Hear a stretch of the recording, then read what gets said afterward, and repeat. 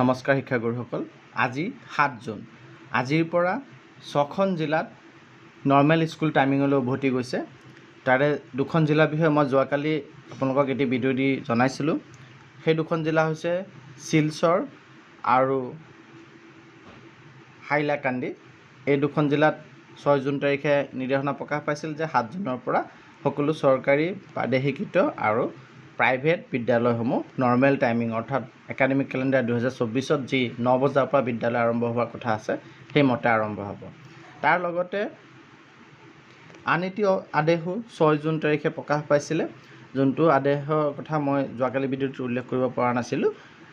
সেই আদেশটি আহিছিলে director of education BTC কোকৰাঝাৰৰ ফালৰ পৰা, আৰু তাতো উল্লেখ কৰিছিল যে 25 মে'ত যোনটো আদেশৰ জৰিয়তে স্কুল টাইমিংটো সোনকালে আৰম্ভ কৰাৰ কথা হৈছিলে, সেই আদেশটি কেঞ্চেল কৰা হৈছে আৰু ইমিডিয়েট এফেক্টৰ পৰা আপোনাৰ স্কুল যি একাডেমিক কেলেণ্ডাৰ মতে হয় সেইমতে অনুষ্ঠিত হ'ব।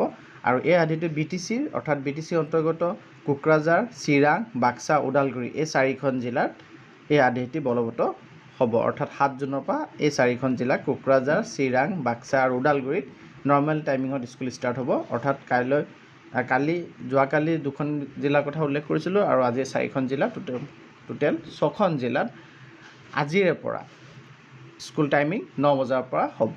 ধন্যবাদ।